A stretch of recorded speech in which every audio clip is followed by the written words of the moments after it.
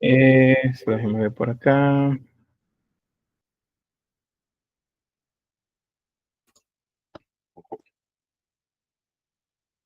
Quiero ver si no me estoy equivocando. Este es. Ajá, este está en la diapositiva que no era. Bien, esa es. Bueno, vamos a iniciar entonces el tema que se llama Renacimiento. Ese es el primer tema de la unidad 2. Comenzamos unidad 2 y pues cambiamos también de edades. Si recuerdan, el tiempo lo estamos revisando a través de las edades. La edad antigua, la edad media que acabamos de pasar y vamos a la edad moderna. Eh, Cuando se establece esta manera de hacer la revisión de los tiempos históricos, se habla desde la modernidad y la antigüedad. O sea, la época moderna, que es la que inicia con el Renacimiento, y la época antigua, que esa finaliza con la caída de Roma. Lo que queda entre estas dos es lo que se llama Edad Media, que es con lo que iniciamos esta unidad. Con el tiempo, pues se le agregó una edad más todavía a esa manera de recorrer el tiempo histórico y se le agregó la edad contemporánea. Entonces, la que vamos a ver hoy termina cuando inicia la edad contemporánea. Pero bien, para eso vamos a también que trabajar la parte del mapa.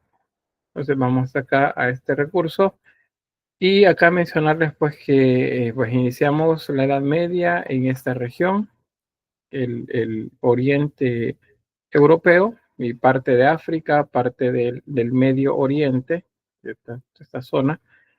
Luego seguimos con el Occidente Europeo, que es esto que ven acá, incluyendo pues la región de las Britanias al norte. Eh, Ahora vamos a trabajar de esta manera. Vamos a trabajar un poco más amplio, aunque el énfasis lo vamos a tener justo en el centro y occidente de Europa. Al finalizar a la finalización de la Edad Media, cuando estamos todavía con periodo gótico, se han dado varios cambios a nivel cultural y político también y de control de estas regiones. Los españoles, bueno, los pueblos hispanos más bien, expulsaron de acá a los musulmanes. Los musulmanes se han quedado en esta región, han tenido reveses en algunos lugares y han concentrado pues bastante del poderío en esta región.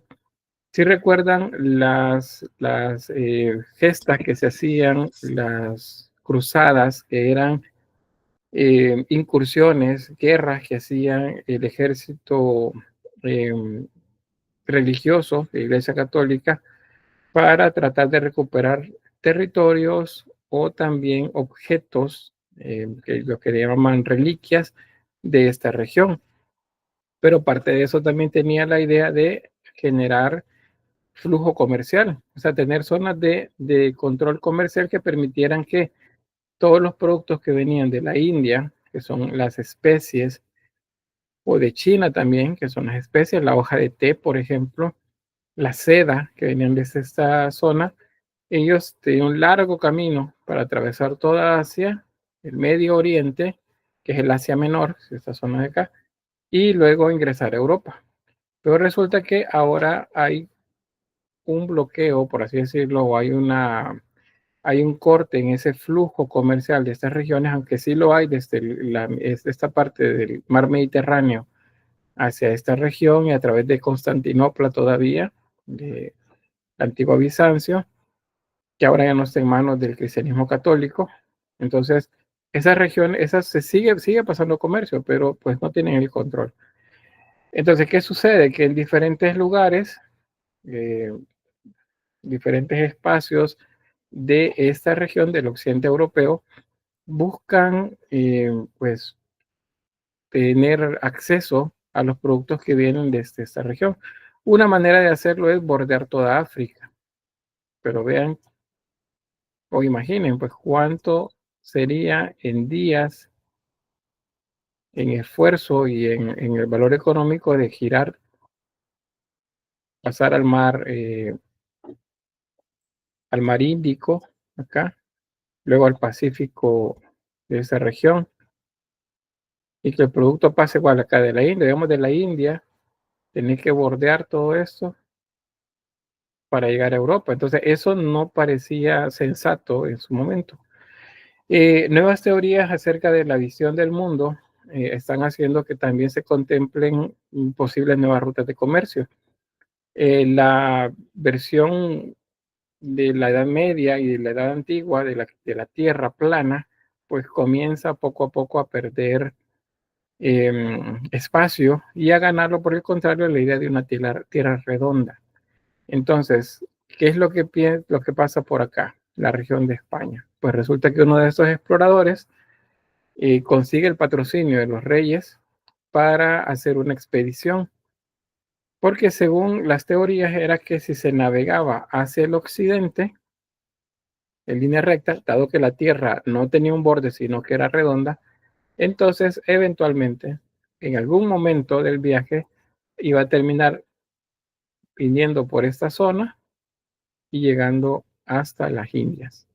Hasta la India. Esa era la idea que se tenía. Entonces, eso pues es lo que hace Cristóbal Colón. Viaja hacia el occidente, pretendiendo que en ese viaje él va a llegar siguiendo el mar. Imagínense que no existe América. América no existe, entonces pues sigue el mar y va a llegar hasta las Indias. El día 12 de octubre de 1492, entonces él al amanecer está llegando a una de estas islas de acá, que le pone por nombre, luego la bautiza, bueno, primero las toma en posesión para los reyes y luego la nombra como San Salvador. Es el primer lugar al que llega acá. Según él, llegó a dónde? A India. A la India, correcto. Y entonces, como según él había llegado a la India, en las siguientes incursiones que hacen en estas regiones, tratando de pues, encontrar más, van de isla en isla hasta llegar a territorio más amplio, a los nativos de esta región les llaman indios. Y por eso es que le llamamos indios a los nativos de América, porque según ellos habían llegado a la India, pero pues eran nativos americanos los que tenían. De hecho, no tenían ni la más remota idea en ese momento que habían descubierto, bueno, no descubierto, habían llegado, porque así como que descubierto no lo descubrieron ellos, pero habían llegado a América. Entonces, ese evento que les acabo de relatar y que el día de ayer cumplió 533 años, eso es lo que da pie para el inicio o para la finalización más bien de la Edad Media. Ahí finaliza la Edad Media con ese descubrimiento. Acá, ahí finaliza. La Edad Media termina entonces con el descubrimiento de América. Ahora, también podemos o pueden encontrar ustedes en 1453, que es la caída de Bizancio bajo los otomanos. Cualquiera de las dos nos sirve para ubicar. Es siempre el mismo siglo, el siglo XV. Pero en el occidente del mundo, en nuestra región cultural, tomamos el descubrimiento de América. Así se llama el descubrimiento. Ustedes a lo mejor dicen, no, no lo descubrieron, sino que más bien encontramos un Cristóbal Colón que andaba perdido en el mar. Pero pues ahí como se vean las cosas. Ahí finaliza la Edad Media, pero inicia la Edad Moderna. Justamente acá vamos a tomar esta fecha, 1492 es el inicio de la Edad Moderna, así se le denomina. Y esta también va a tener una finalización cuando el paradigma cambia, es decir, cambia desde el punto de vista político, social, económico, cambia ese rumbo que lleva la humanidad. Y entonces pues se dice, bueno, hay un evento que se señala y ahí finaliza la Edad Moderna. Las fechas que se han señalado son el 1776 y el evento es la independencia de Estados Unidos o la Revolución Francesa, 1789. Cualquiera de los dos es siglo XVIII. Este siglo XVIII. Para nosotros, el mundo occidental, el que más utilizamos es la Revolución Francesa. Entonces, inicia con el descubrimiento de América, finaliza con la Revolución Francesa. Ahí termina la Edad Moderna. Entonces, ese es el contexto, digamos, general con esto del evento que marca el inicio. Y bueno, ayer fue 12 de octubre, se estaba conmemorando celebrando según desde donde ustedes lo vean. Para algunos pues no se celebra nada, simplemente pues marcar una fecha en la que algo sucede, algo que marca muy fuertemente las culturas que habían acá en nuestra región. Y bueno, ahora es un solo pleito, eso sí les diré. Si ustedes están pendientes de redes sociales, de noticias, pues los españoles plantean las cosas desde un punto de vista y desde América las cosas se ven de manera diferente.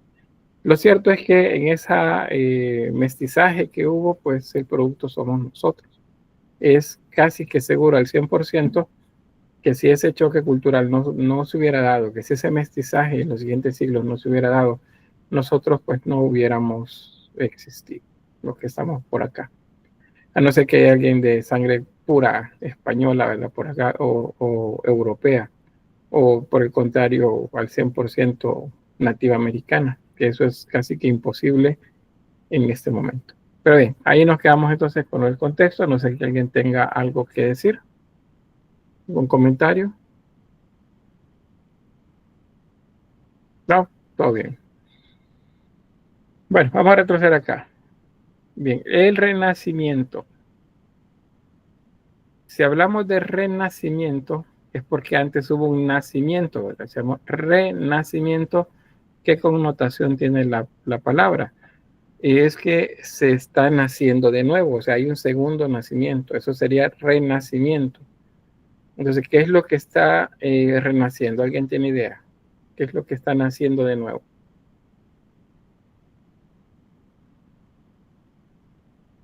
¿Alguna idea sobre eso?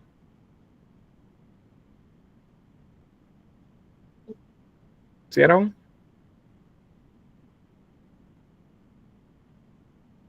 La anatomía. Bueno, la anatomía es una de las cosas, sí. Pero, ¿qué pasa? Los estudios, por ejemplo, vemos estudios anatómicos. Vamos a ver, Gabriela.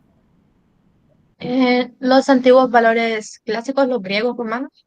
Ah, bueno, muy bien. Antiguos valores clásicos de Grecia y de Roma. Muy bien. Diana. Tal vez abriéndose un paso más a la ciencia, porque creo que antes de eso estuvo el obscurantismo que gobernaba la iglesia y por eso la ciencia no era visto con buenos ojos. Bueno, muy bien. Solo que hemos estado viendo la Edad Media, ¿verdad? Y pues así al menos tan cortante como lo plantea, no sucedió, porque sí hubo un desarrollo de las ciencias, solo que bajo el dominio de la Iglesia. Eso sí es completamente cierto de lo que menciona. También hay que recordar que en la Edad Media, especialmente al final, hay un conflicto entre los monarcas y la jerarquía cristiana, por quién era el que gobernaba, quién era el que dominaba, quién es el que decía qué es lo que había que hacer. Acuérdense de eso, ¿verdad? Entonces, no es tanto así como que la iglesia gobernaba todo. Sí, el tema, eso sí, es teocéntrico, o sea, Dios es el centro de todo. De este lado, al comenzar la edad moderna, pues algo cambia de eso, algo cambia, eso sí. Bien, ¿qué más?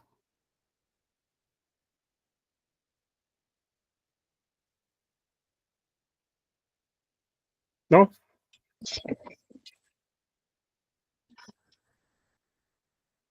¿Valerie? No sé si podría tener, pero es que si estarán haciendo algo sería como el conocimiento humano. Lo digo por la imagen de fondo porque como que está desarrollándose más el conocimiento con lo antiguo y con lo moderno y está renaciendo más pensamientos, algo así. Sí, hay un renacimiento de pensamientos, lo que decían también al principio, renacimiento de valores de Grecia y de Roma. ¿Y cuáles eran esos? Pues la anatomía era uno de esos, el conocimiento anatómico. El conocimiento anatómico tenía que ver con matemáticas. Y cuando aplicamos la matemática a la figura humana, ¿qué es lo que aparece? ¿Cómo le llamamos a eso? A esa métrica que se aplica a la figura humana. Valerie y luego Aaron. No, un pensamiento que estaba pensando en el canon de los 8 cabezas, no sé por qué. Ah, bueno, sí, un canon, sí, está bien. El canon es lo que aparece cuando hablamos de anatomía en esta época. Muy bien, ¿alguien más? Creo que había levantado la mano Aaron. No, lo mismo le iba a decirle que los canos de 8 cabezas, de 7 cabezas y media, y todos los europeos y los egipcios también. Que usted ya le pregunté en la clase anterior de que qué había pasado con los cánones y usted dijo que hubo un tiempo en que eso se dejó de usar y ya más adelante se volvieron a usar y ya avanzaron un poco más. Sí, pues bien, ahí ya recordando eso, son los griegos o los cánones griegos, greco-romanos, vamos a decir, son los que regresan. El egipcio ya no se utiliza como referencia, sino que es los cánones griegos y romanos, eh, y las adecuaciones que se hacen a nivel ya de Renacimiento, como por ejemplo el que desarrolla Leonardo da Vinci, Miguel Ángel, que son cánones de 8 cabezas, son personas o anatomía de personas altas, altas. Bueno, vamos a quedarnos ahí con eso entonces, estamos bien. ¿Esta figura qué es? ¿Qué les recuerda o qué saben de ella? Gabriela Alexandra, dígame. Es el hombre de Vitruvio, que lo hizo creo que Leonardo da Vinci. Es un estudio como de anatomía humana. Muy bien, gracias Gabriela. ¿Qué más? Y que levantó la mano alguien más por ahí abajo. No. Bueno, efectivamente se conoce con el nombre de el hombre de Vitruvio. Lo hizo Leonardo da Vinci y este es un estudio que él hace para una portada de un libro, y el libro es un tratado de arquitectura de un arquitecto romano que se llamaba Marcos Vitruvius Polio. Marcos Vitruvius Polio entonces es el tema, digamos, de la obra, o el trabajo de él es el tema de la obra, y Leonardo enmarca esa idea de este arquitecto en la figura de una persona que está colocada dentro de un cuadrado y de un círculo al mismo tiempo, con los brazos extendidos y las piernas también extendidas, de manera que la figura cabe en el ancho, perdón, yo no sé, en la altura sería del cuadro, y también en la circunferencia, en ambos casos. Es solo que se modifica la posición de los brazos y la posición de las piernas. Entonces, la figura encaja en ambas medidas. Esto es lo que nos habla de proporción. Ya ahí pues ya nos está marcando proporción. Bien, vamos a ver. Esto ya lo vimos. Esto ya se lo expliqué también. Igual esto. Si bien es cierto, solo para remarcar esto, que en el Renacimiento hubo un desarrollo menor de ciertas áreas, la ciencia sí tuvo un avance, solo que ese avance fue lento y supeditado completamente a la idea del teocentrismo. Pero si lo hubo, no hay que pensar que eso es completamente cero. También que igual como pensar que la Edad Media es completamente sucia, que sería, las ciudades eran completamente desordenadas, o sea, eso no sucedió así. Sí hay momentos, sí hay lugares en los que pues no son el mejor paradigma o el mejor ejemplo de limpieza, pulcritud, de ordenamiento, pero no significa que todo era así. Depende de la región, depende del momento también. Lo que sí va a suceder ahora, que en ese devenir del gótico, en el que los gremios fueron tan importantes, estos maestros artesanos que se juntaban con otros maestros artesanos de su mismo oficio para aprender unos de otros, para formarse un poco más, eso dio pie para el desarrollo de una personalidad diferente dentro de esos maestros. Y es lo que da pie para que a partir de este momento hablemos de artistas, ya no solamente de artesanos. No significa que los artesanos desaparecen, los artesanos siguen trabajando, pero el artista se ha separado ahora de ellos. El maestro artesano, digamos, como que cambió, evolucionó con el paso de los siglos, desde la época de inicio de la Edad Media hasta el final, pues hay un cambio bastante grande. En la última etapa, en el gótico, pues es más el ansia de aprender y de influir en la cultura. Ahora ya lo hacen. Y los artistas ahora firman sus obras y hay mucho más registros del trabajo de ellos. Junto con eso, aumenta también el trabajo de filosofía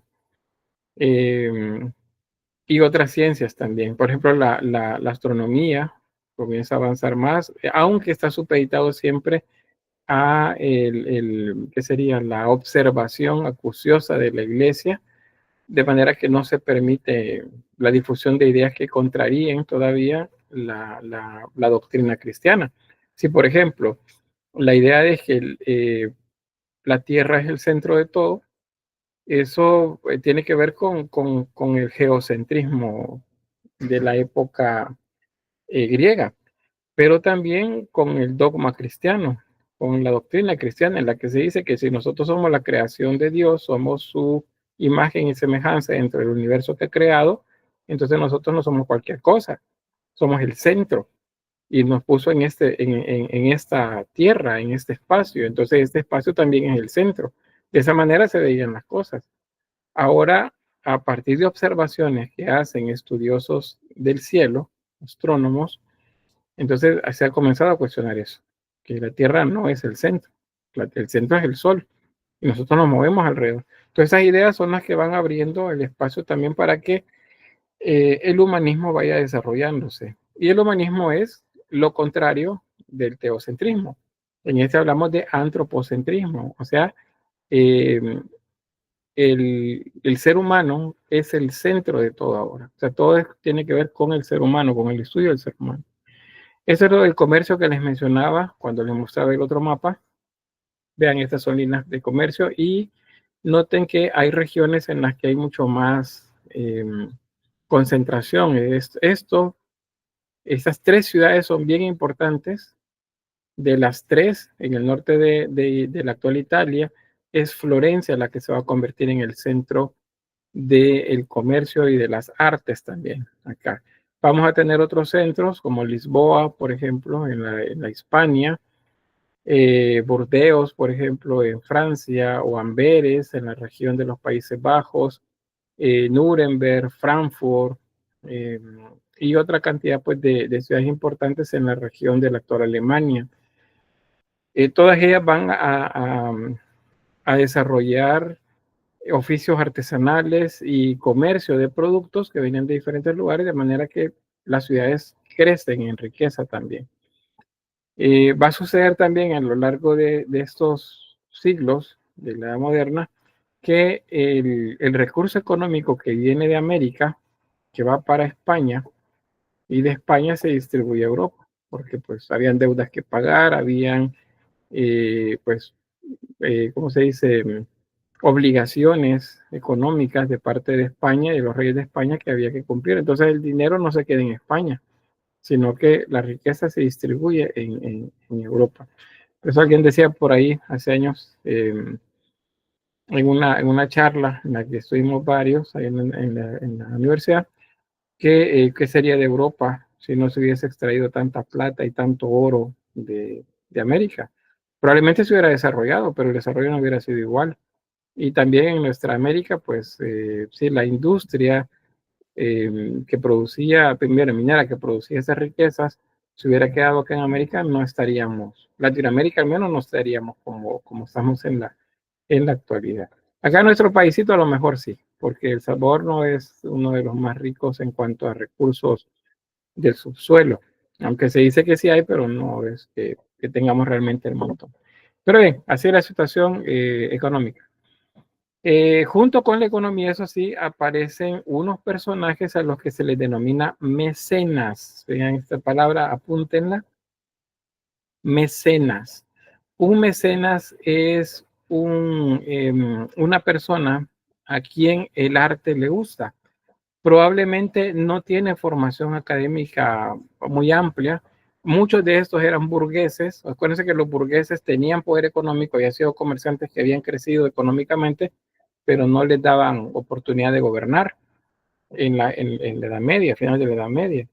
Entonces ellos en esta etapa, en el Renacimiento, se vuelven muy importantes en las ciudades y muchos ahora sí tienen el poder económico como para gobernar, aunque eso contraríe las ideas de los monarcas de los alrededores, pero pues ellos han logrado posicionarse ahora. Y ellos, muchos de ellos que no tienen formación académica, lo que hacen es contratan artistas para que les llene de arte sus mansiones, sus castillos, porque de esa manera ellos se sienten que tienen un nivel igual al de la élite de la región. Esa es una de tantas razones que hay.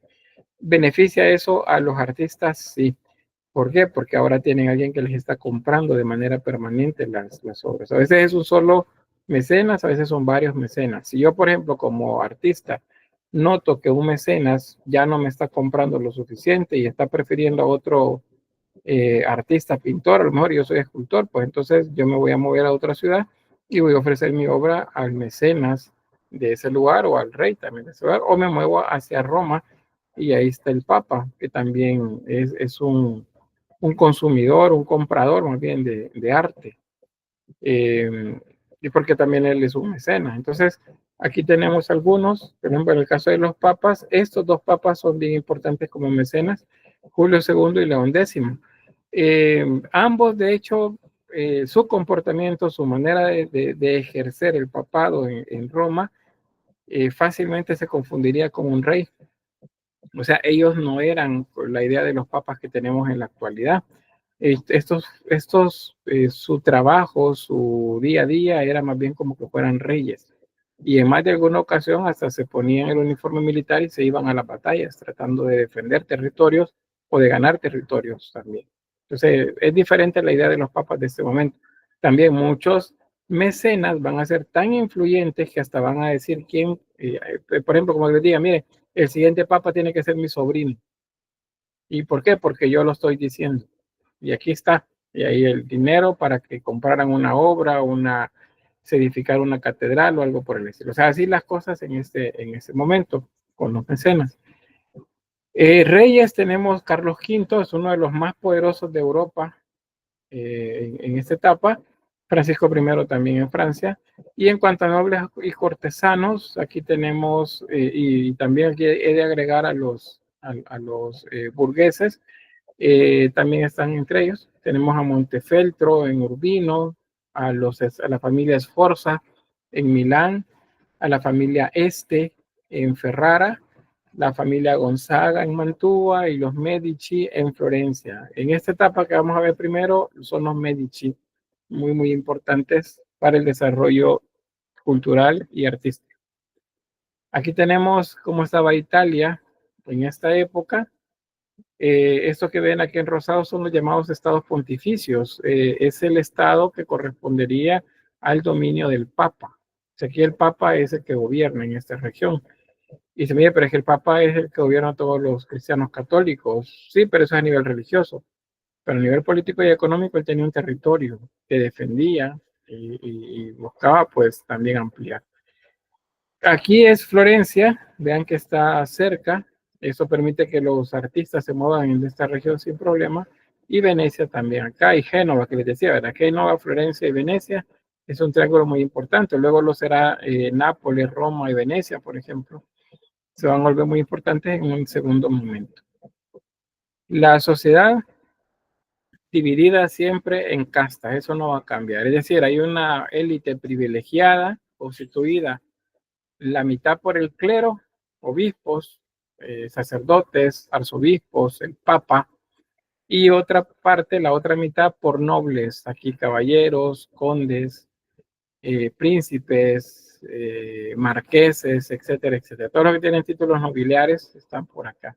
Y sobre ellos el rey, la familia real, que gobierna con mucho poder. Aquí el papa, en algunos de esos se tiene que tratar de imponer, porque el rey pues asume que el papa no es quien le va a determinar ahora cómo se hacen las cosas.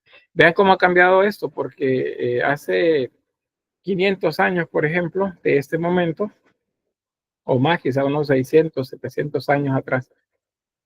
Los reyes dependían de la autoridad de la iglesia, porque la iglesia les ponía la corona sobre la cabeza y de esa manera simbólicamente decían, Dios quiere que él sea el que gobierne.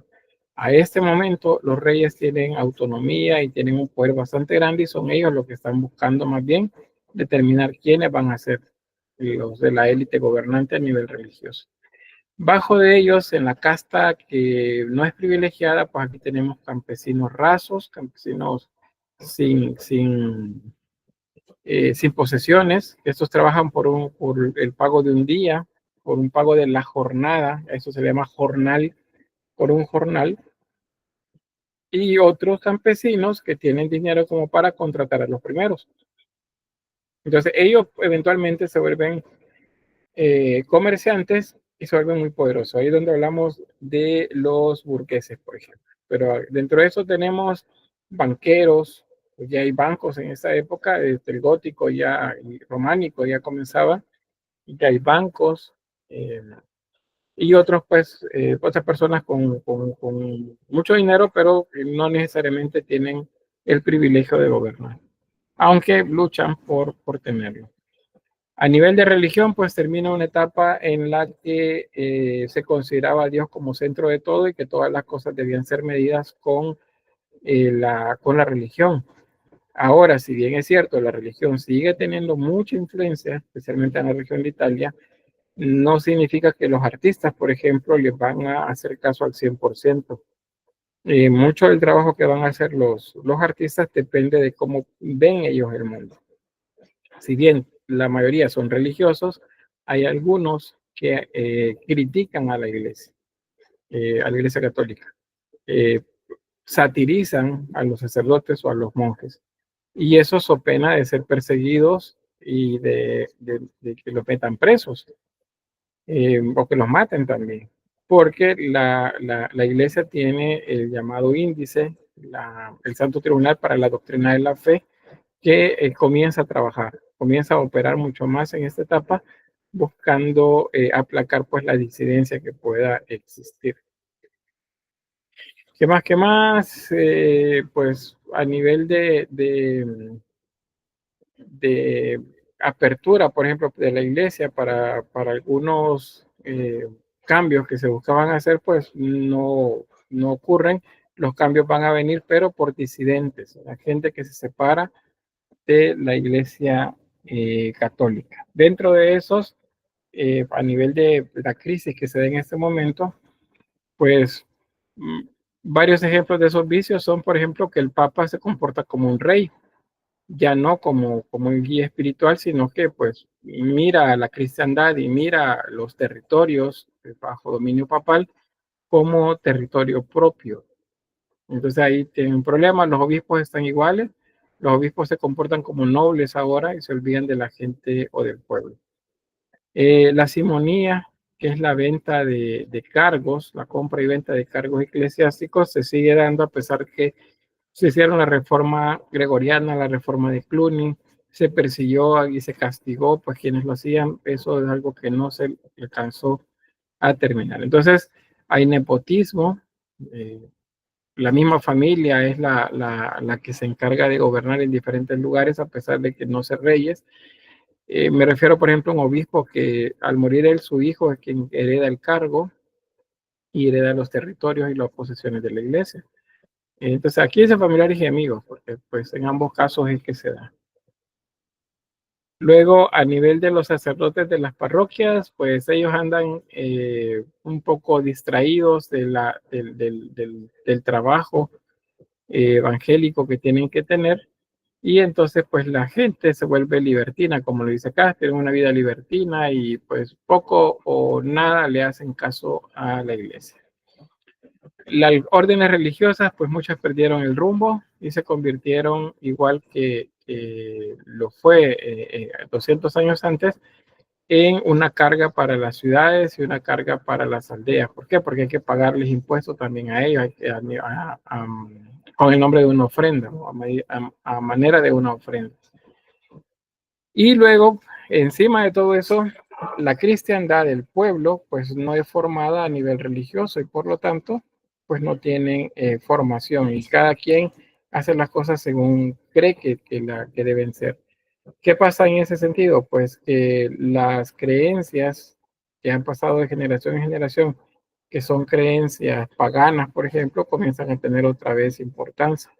Aquí es, por ejemplo, la brujería, como le llaman, aunque es básicamente el conocimiento ancestral de la medicina, del uso de diversas hierbas, de medicamentos pues naturales, pero la iglesia, como no le gusta eso, porque es una competencia para ellos, quienes se supone que son los únicos que tienen o pueden llevar la salvación de cuerpo y alma, pues entonces dicen que quienes se dedican a esto son adivinos, o adivinas, o son, ¿qué sería? Brujas o brujos, cualquiera de ellos. Así es la situación por acá. Bien, ¿alguien sabe qué es la Reforma Protestante?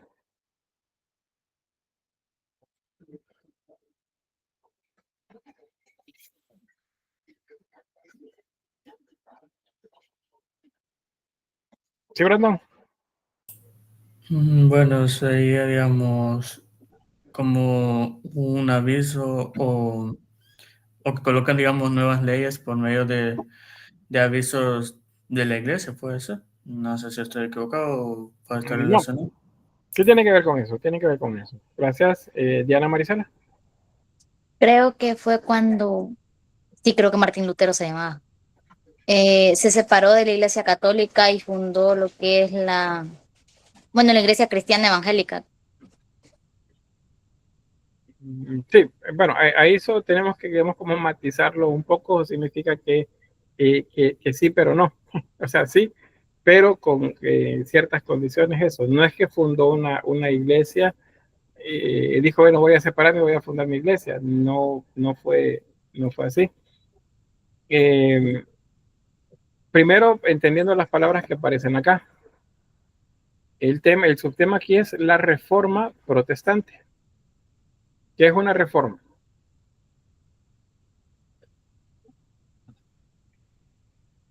¿O qué implica una reforma?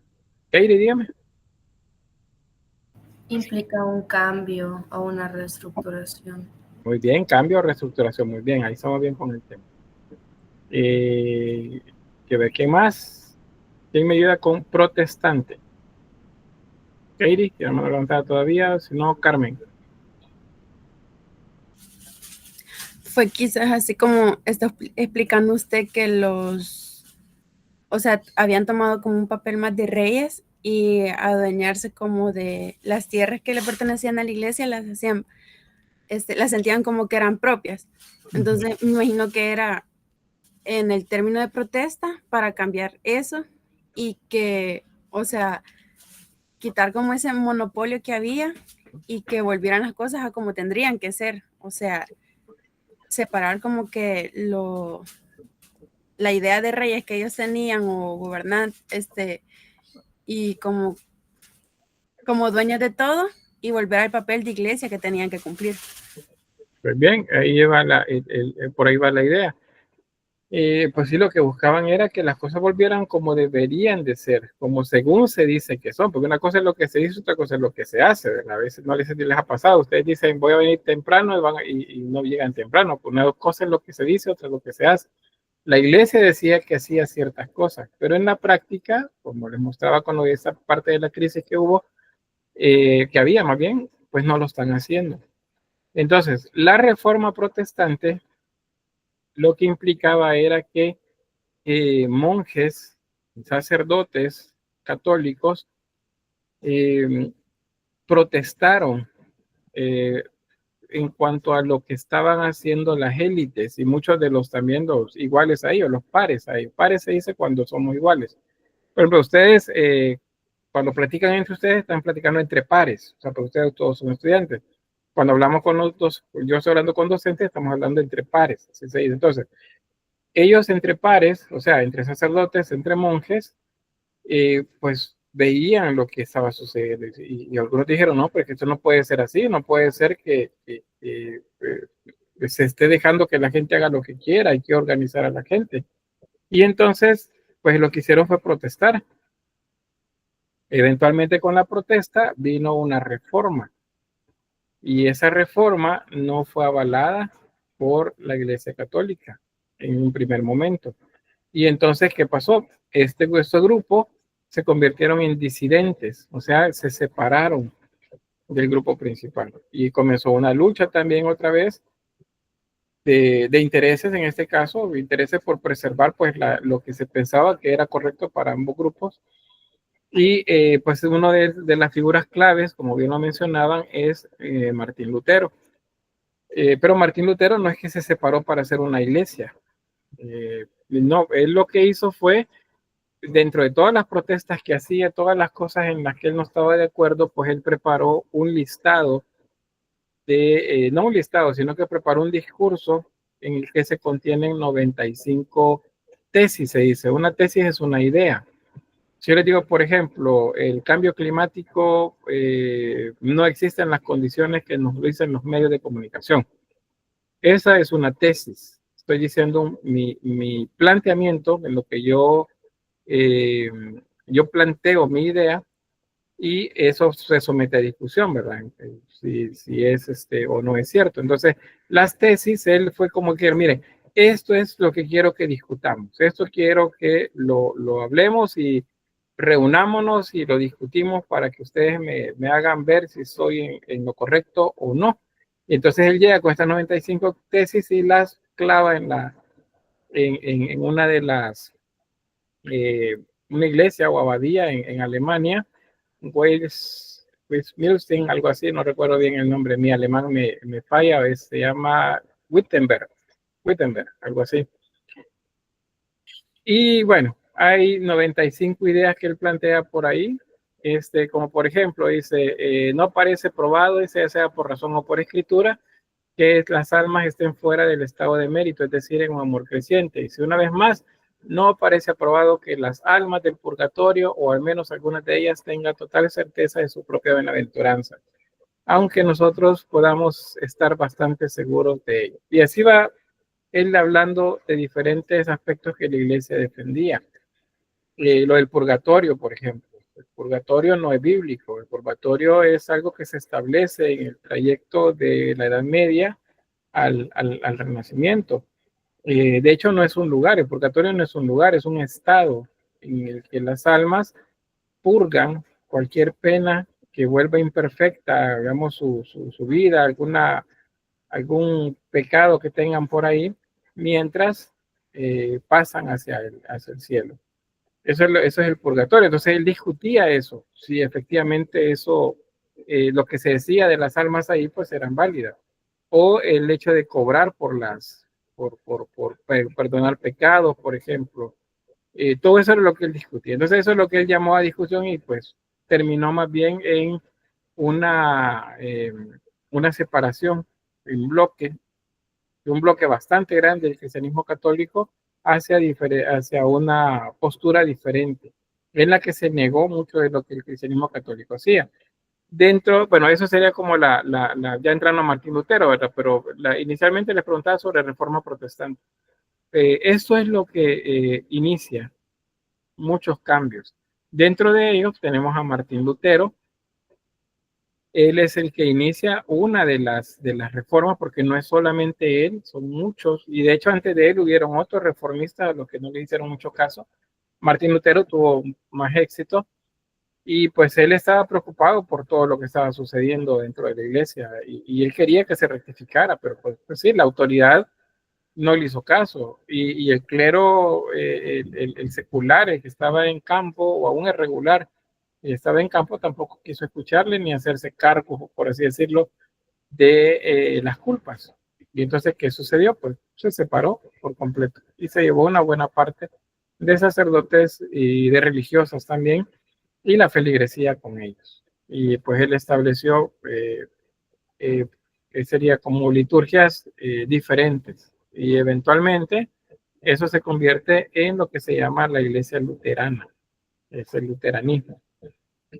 Bien, entonces él es el de las 95 tesis. Vamos a avanzar. Luego tenemos a Juan Calvino. Calvino es otro reformista, solo que pues conocemos más a Lutero que a Calvino. Él hablaba acerca de la predestinación y eso es bien complejo. En el otro grupo, pues un par de compañeros nos hacían un planteamiento muy profundo acerca de esto de la predestinación. Pues él es como que Dios elige a ciertos individuos por ser salvos. ¿Y por qué? Pues porque él quiere y porque él puede hacerlo. Y pues eso es lo que se discutía ya con el cristianismo católico, porque limitaba lo que se llama el libre albedrío, que es parte de lo que la Iglesia Católica maneja. O sea, que todos tenemos el discernimiento para pues elegir entre el bien y el mal, y a partir de eso pues seguir el buen camino o no. Según Calvino, pues es independientemente a nosotros quién va a ser salvo y quién no. Solamente a Dios le correspondía. Entonces, eso tiene que ver con la idea de la predestinación. Por cierto, hay uno de sus compañeros compartió información en el aula virtual. Sería bueno que le dieran una revisión al material que está ahí, porque está bastante interesante. Entonces, Juan Calvino, otro. Esto le llaman calvinista, le llaman a la iglesia que sigue las normas de él. Y también las ideas de él fueron, que sería como, sirvieron de influencia para otra variante de cristianismo que se va a dar también en el norte de Europa. Pero ahí a quien tenemos en esa región es a este otro personaje que se considera también un reformista. Este es Enrique VIII y este no era sacerdote, no era monje, no era obispo, no, este era rey, era un rey.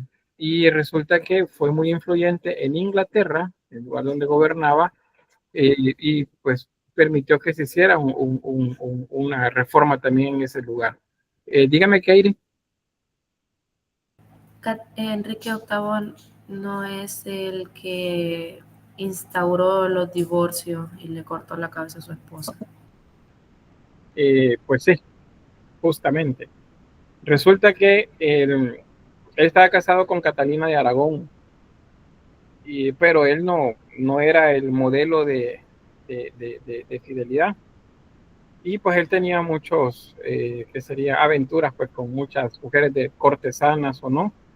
Y también otro de los problemas que había era que, acuérdense que en estas sociedades patriarcales, el poder pasa de generación en generación en la línea masculina, o sea, de padre a hijo. Entonces, si no hay un hijo, no hay heredero y el territorio queda a disposición pues del que se case con la hija, por ejemplo.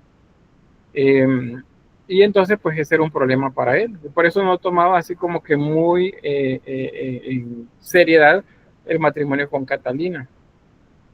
Entonces, pues él, de entre tantas mujeres que conocía, con las que estaba, hubo una que le puso condiciones para poder estar con él. Esa era María Bolena, Ana Bolena, perdón, hermana de María Bolena, Ana Bolena.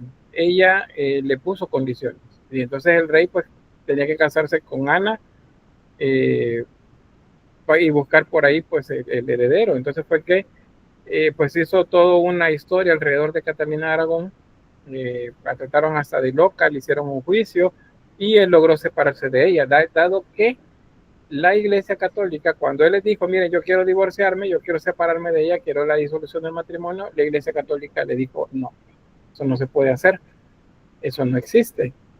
Y entonces él, molesto, porque pues tenía sus planes ya, lo que hizo fue, pues, separarse de la Iglesia Católica.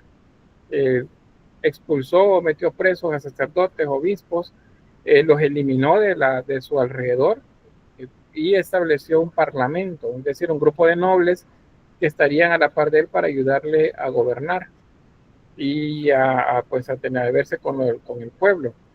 Eso da pie para lo que se llaman parlamentos, los parlamentos en las diversas monarquías.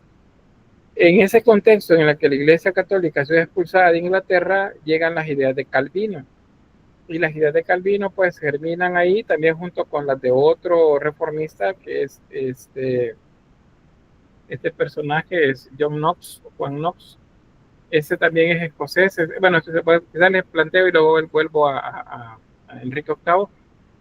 Él también logra mucha influencia en la región norte de Inglaterra, la región de Escocia, y siguiendo las ideas de Calvino, pues logran redactar pues libros en los que se habla acerca de cómo debería ser la disciplina de los cristianos, especialmente los ministros. Y a partir de ahí se va desarrollando poco a poco, en el contexto que inicia con la reforma de Enrique VIII, lo que se llama la iglesia anglicana. Esa es diferente a la luterana, a la calvinista, de hecho, también. Entonces vean que no es solamente un reformista. Todo el mundo piensa en Martín Lutero, porque es lo que nos han enseñado. Pero Martín Lutero fue uno de tantos reformistas que hubieron. Algunos fueron más importantes, otros más pequeños, pero todos en conjunto lograron hacer que la Iglesia Católica pues se separara, se tuviera una ruptura dentro de ella. Y de esa ruptura nace lo que se va a llamar más adelante la contrarreforma. Por acá, la contrarreforma. Y la contrarreforma es la manera como el cristianismo católico responde a estos personajes que han planteado disidencia primero y luego también pues cuestionamientos a cómo se está manejando la religiosidad. Es hacer un mea culpa y decir, sí es cierto, esto se está haciendo mal y esto tenemos que ponerle más control. Hay que tener más control en las parroquias, porque los sacerdotes en las parroquias pues estaban completamente perdidos, andaban en otras cosas, menos en enseñarle. La gente también se volvió más, buscaba más la brujería más que la iglesia, por cuestiones de fe o de salud. Y entonces pues eso es lo que se llama la contrarreforma. Eso viene a partir del Concilio de Trento. Eso vamos a hablar un poquito más en el siguiente tema, después del Renacimiento. Porque eso lleva a la iglesia a que reforme el clero, o sea, que se ponga más estricto con cómo se estaban desarrollando las cosas. Porque, o sea, Lutero, Calvino, tenían razón en mucho de lo que decían. Y la iglesia no la aceptó tal cual, pero sí hicieron reformas. Luego en esa vía que tomó Lutero, Calvino, Juan Knox y pues la idea de Enrique VIII también y la mezcla que se dio en ese lugar, una de las cosas grandes que van a marcar gran diferencia es el uso de las imágenes. Para este cristianismo que se va a denominar protestante de aquí en adelante, porque fueron los que protestaron en contra de lo que se estaba haciendo, las imágenes pues no deben existir dentro de los templos, no deben ser un eje dentro del templo. La Iglesia Católica dice, no, las imágenes sí deben de ser, los santos sí deben ser un eje. Y entonces las iglesias las llenan de más santos todavía. Y eso marca una diferencia. Pero vamos a hablar un poquito más de eso más adelante. Volviendo a que es el mapa, pues aquí nos muestra las áreas de influencia del pensamiento de estos reformistas. Por ejemplo, la región de Juan Knox es esta, Escocia, Irlanda, es decir, la isla y el norte de Inglaterra. Luego tenemos a Lutero, que es lo que ven en naranja acá. En rosado son los calvinistas, vean que también tienen mucha influencia, pero como en lugares específicos. Y lo que ven en este gris verdoso es el cristianismo católico. Noten que son la mayoría, son la gran mayoría acá. Y ellos entonces se ven enfrentados en diversas ciudades con los ahora disidentes, que son los que se llaman protestantes. Ahora, ¿en qué tiene que ver esto con el tema del arte como tal? Pues tiene que ver bastante, porque en los lugares donde ustedes ven que hay mayor influencia de los reformistas, donde el desarrollo de la iglesia principalmente no va a ser de rito católico ahora, sino de un rito protestante, en esos lugares los artistas van a trabajar de manera diferente. ¿Y por qué? Porque la iglesia no tiene jurisdicción sobre ellos, la iglesia católica, que es la que pone muchas restricciones sobre lo que hace. O sea, no es que la Edad Media acabó de un solo, sino que mucho de lo que la iglesia católica mantenía, o más bien hacía durante la Edad Media, se mantuvo durante el Renacimiento. Pero pues poco a poco fue cambiando, y fue cambiando a razón que había mucha influencia en diferentes zonas del territorio. Si notan, España y también Italia Hay pocos puntos o colores que nos dicen que no hubo tanta influencia protestante en esos lugares. Y puede decir, no, es que ellos eran más católicos. Sí, pero también porque en estos lugares la Santa Inquisición tuvo una presencia mucho mayor. Entonces la gente no quiso meterse mejor en problemas en esta región. Así que pues hasta ahí me quedo con esto. No sé si hay alguna pregunta o algún comentario.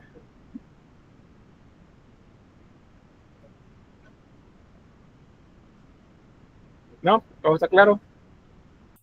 Por el momento no, todo bien. Maravilla, espero que sí.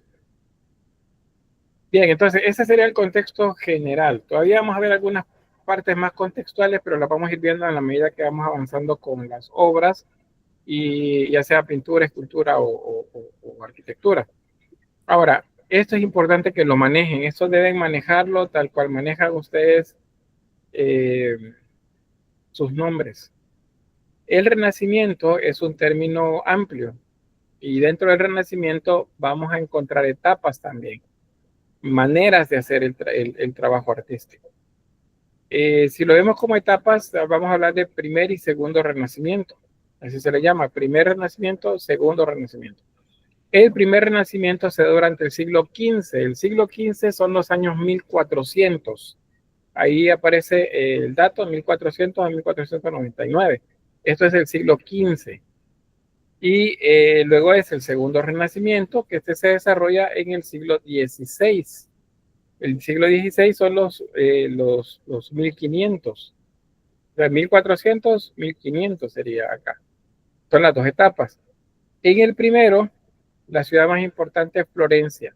Ahí es donde está digamos, la capital de los artistas y de los cambios de pensamiento y estructurales, pues, que dan pie para los diferentes cambios que eventualmente se van a hacer en toda Europa. Es Florencia. Por eso se le dice también a este primer renacimiento florentino, porque es de Florencia.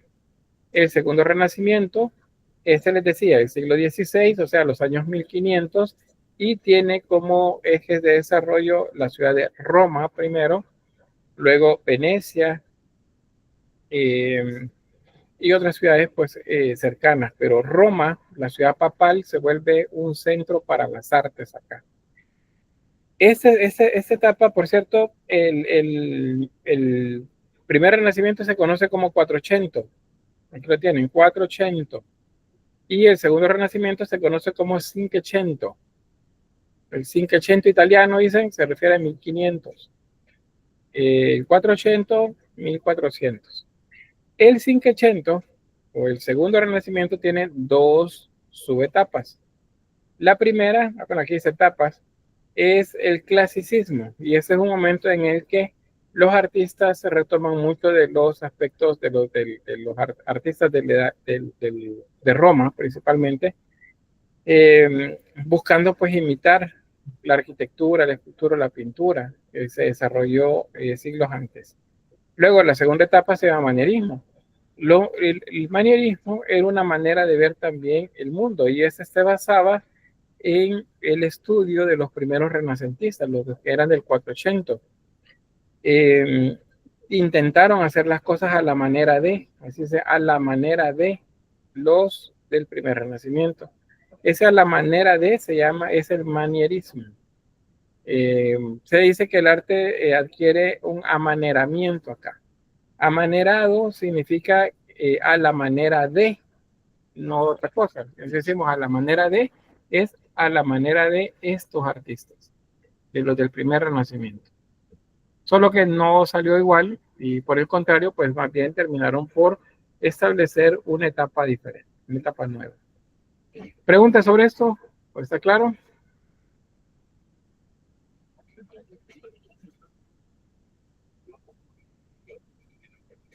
Bueno, espero que sí.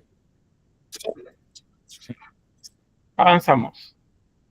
480. Bien, les decía entonces que el 480 es el tiempo que tiene que ver con los años 1400, 1499, y se conoce como primer renacimiento o bajo renacimiento. significaría que el Cinquecento sería el Alto Renacimiento. Pero aquí vamos de Bajo Renacimiento, es la primera etapa. Acá, en lo que se refiere a arquitectura, vamos a encontrar la historia y las anécdotas de dos escultores de la ciudad de Florencia. Y esos son Filippo Brunelleschi y Alberti. Estos dos eran artistas, arquitectos, escultores de la ciudad que pues tenían cierta rivalidad entre ellos. Tenían como la idea de pues que yo soy mejor, el otro decía no, yo soy mejor, y aunque pues los trabajos de ambos eran muy buenos, pues siempre existía la rivalidad. Eso, fíjense que es una de las cosas que van a permitir que se desarrolle un tipo de arte muy, sería muy de avanzada en esta región. Con ellos tenemos lo que se denomina la ruptura, que es la ruptura con la arquitectura del gótico. En el gótico las estructuras se hacían muy delgadas en los ápices, en la parte más altas, haciendo agujas, haciendo chapiteles, perdón, que se elevaban mucho más del techo, haciendo ver que las estructuras eran muy altas. Acá cambia un poco de eso, se dice que los edificios se conciban a escala humana. Eso no significa que sean pequeños, pero sí disminuye bastante la altura y aumenta la horizontalidad de los edificios. A nivel arquitectónico, pues se trabajan órdenes, el dórico, el jónico, el corintio, la columna compuesta, la toscana, todo eso se trabaja, pero principalmente la corintia. Se decora con elementos romanos, como por ejemplo los llamados casetones. Los casetones eran unos elementos romboides, octogonales, en algunos casos, que se colocaban en los techos para bajarle peso y aumentarle resistencia. Entonces, eso es lo que estamos viendo por acá. Luego, hay una reinterpretación básicamente de todo lo que está alrededor. Se va notando cómo cambia la arquitectura, se vuelve más cercana a los edificios de lo que se llama el clásico, periodo clásico. Y aparece algo que no existe en la etapa anterior. Una de las cosas más que sería como que van a permitir unos grandes cambios en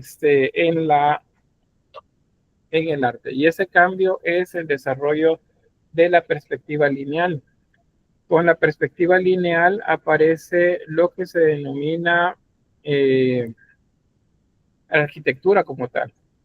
Hasta antes de este momento, los maestros constructores diseñaban los edificios y los comenzaban a construir, haciendo proyecciones, sí, haciendo planos, haciendo planeamiento, haciendo cálculos matemáticos, pero ahora con la perspectiva pueden proyectar los edificios como se verían ya terminados. Entonces nace la arquitectura como tal acá. Y eso viene de la mano, el descubrimiento de la perspectiva de este personaje, Filippo Brunelleschi. Este se lo van a aprender también.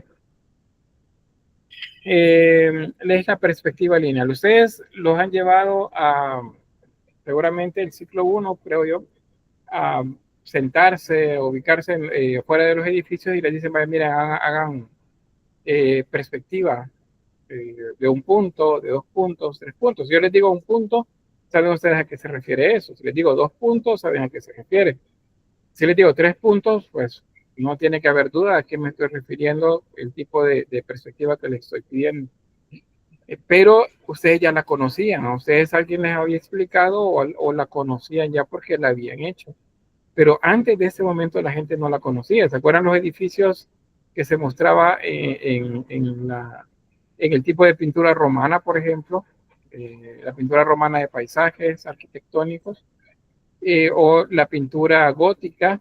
Vimos algunas en las clases anteriores, como por ejemplo donde aparece el jardín en la que aparece María con el niño y en los ángeles, y el jardín parece que se está cayendo y los edificios están volteados. Las pinturas de Giotto también, en las que aparece el contexto arquitectónico en el que ubican los personajes. También la perspectiva, una ventana va hacia un lado y la otra va en otra dirección, porque simplemente no conocen perspectiva. Pero con él sí. Y él la descubre luego de observar, hacer así como mucha observación de este edificio. Este edificio es el baptisterio de Santa María del Fiore, o el baptisterio de Santa María de las Flores. Él lo que hace es toma dos espejos, y al tomar dos espejos, en uno de ellos tiene un agujero que es donde coloca el ojo, es lo que se ve acá. Voy a acercar. Ven que hay un ojo. Este ojo está en el primer espejo que él tiene acá. Y luego, frente a ese espejo, él coloca otro. Y coloca una proyección, o él usa una proyección de lo que está observando a partir de líneas, de ejes en ese espejo. Entonces lo que ve es como un espejo enfrente del otro. No sé si ustedes se han ubicado ya en algún lugar enfrente de un edificio, de dos espejos, o en medio más bien de dos espejos. Ustedes ven hacia un lado y ven como en el otro si hay una proyección de ustedes hacia el infinito, que es como lo que aparece cuando yo les muestro, por ejemplo, esto.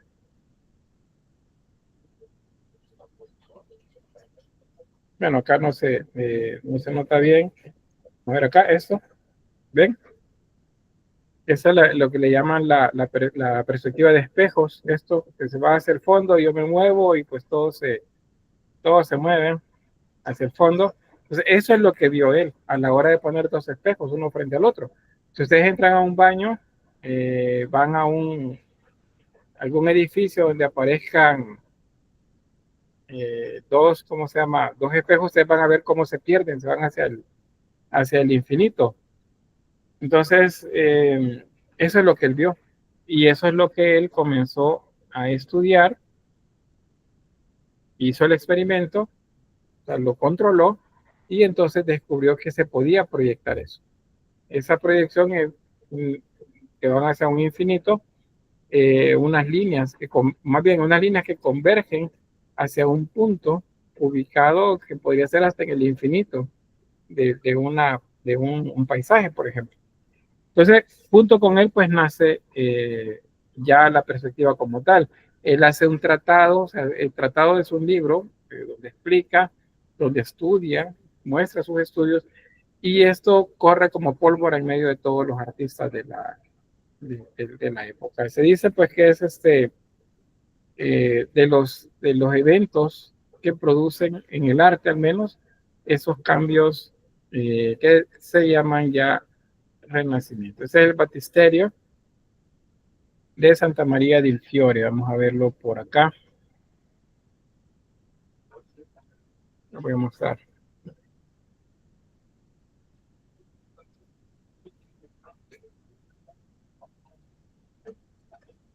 Vamos a ir a Florencia. Así repito.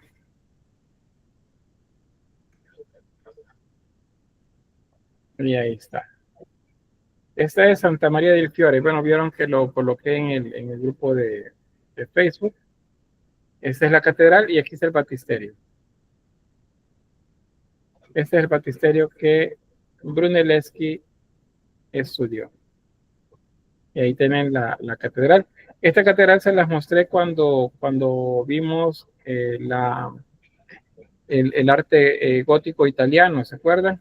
Les decía, es una iglesia románica que tiene elementos góticos y todavía le agregaron elementos renacentistas.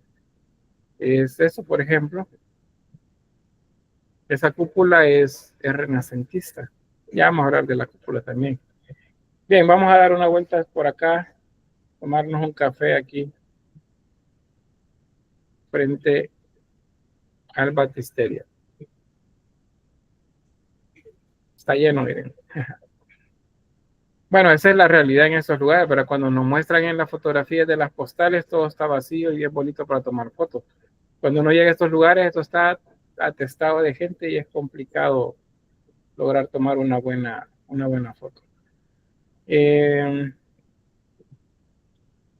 Por cierto, vean los colores de las plazas, los colores de los edificios. Esos colores los van a retomar un par de siglos más adelante en lo que se llama neoclásico y en la etapa modernista del arte europeo. Esa es la etapa que viene acá a Centroamérica y a El Salvador.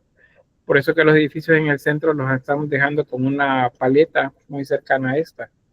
No corresponde a la etapa renacentista, lo que se copió aquí, pero sí es, digamos, el antecedente para lo que luego vamos a ver más adelante, que es neoclásico. Pero bien, ahí tenemos el batisterio. Pues, si ustedes disculparan que Google no logra con sus inteligencias artificiales hacer los edificios rectos, pero ahí está donde están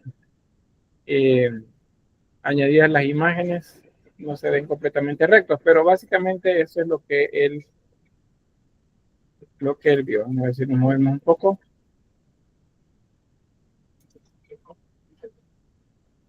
Por acá en medio de los caballitos.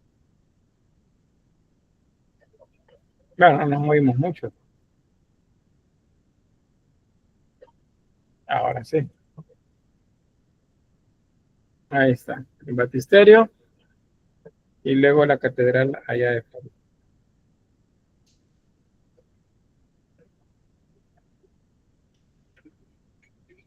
Interesantes estos lugares. Pero bien, vamos a volver por acá. Ahí luego nos tomamos el cafecito. Bien, ¿qué más sucede con Brunelleschi? Pues les decía, Brunelleschi tenía su antítesis, su rival a nivel artístico, que era Ghiberti. Y resulta que pues en la catedral dice, bueno, mira, aquí tenemos trabajo para hacer, hay mucho trabajo, pero necesitamos que un artista nos lo haga. Queremos que nos muestren su trabajo. Entonces, les piden que les hagan un modelo de relieve para la decoración, para hacer una decoración en las puertas del edificio, de la catedral. Y entonces, el tema que les dan es el sacrificio de Isaac. Entonces, cada uno de ellos hace su versión, su manera de ver el sacrificio de Isaac, y lo hacen de esta manera. Aquí tenemos a Abraham, que está a punto de cortar el cuello de Isaac, a quien ha colocado encima de un altar, pero el brazo de un ángel, de un mensajero con alas, lo detiene para que no lo mate, y aquí hay un carnero que está enredado con la cornamenta en una zarza o una planta por ahí, y aquí unos sirvientes con un asno que están esperando o están expectantes de lo que está sucediendo. Esta es la versión de Brunelleschi y esta es la versión de Ghiberti. Ghiberti lo plantea de esta forma: Abraham, Isaac acá, el mensajero al lado, el ángel que se acerca para detenerlo, el carnero con la cornamenta enredada, una planta por ahí, los sirvientes, el asno por ahí, el altar y bueno, todo. Entonces, luego de hacer las valoraciones de las imágenes, la iglesia opta por darle el trabajo a Ghiberti. Y eso pues lleva a Brunelleschi a sentirse pues molesto, y tanto así que decide irse de la ciudad y se va para Roma y a otras ciudades, pues, pero principalmente Roma, donde pues se aleja durante 10 años y en esos 10 años se dedica a aprender, a estudiar, a trabajar también en esas regiones. Y pues es una de las cosas interesantes que hizo, porque pues lo que aprende en Roma, la arquitectura romana, lo llega luego a aplicar ya con los conocimientos de él, con la perspectiva y su talento a Florencia. Y va a ser muy determinante en el arte de todo ese periodo. Vamos a ver acá qué es lo que pasa. Les decía, 10 años se va entonces a otras ciudades, principalmente Roma. Pasados esos 10 años, bueno, Yulisa, dígame. Lick, me imagino que la iglesia le habrá pedido ciertos elementos a ambos autores porque si nos damos cuenta, ambos tienen los mismos elementos, ¿verdad? Sí, el tema es el mismo. pero la interpretación es diferente. Bueno, yo si lo ponen en perspectiva, no sé a ustedes qué les plantea, bueno, Yulisa, que acabo de preguntar, pero vean vean la acción, lo que está haciendo, cómo se está comportando el cuerpo, el vigor, el movimiento. Ustedes ya conocen esos términos compositivos, ¿verdad? Vean ¿por cuál optarían? Yo les voy a decir mi opinión hasta después, pero vean Mire, yo los veo igual. No, no son iguales. ¿Por cuál optarían? Ghiberti, Brunelleschi. Ah, bueno, estaba viendo ahí que Fernando nos invita al pan dulce y se van un postrecito ahí, estaría bien un pancito o el café. El de la izquierda dice Brandon, sería Brunelleschi. El de la derecha dice Sofía, que es Ghiberti. Acá este Ghiberti, este Brunelleschi.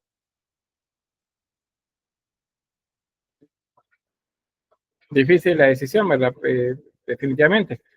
Pero pues la iglesia optó por Yo les podría decir a nivel de lectura de la composición que se ve con un vigor diferente. Este es un tanto pasivo, este. Pero también muestra el momento en el que el ángel lo está deteniendo.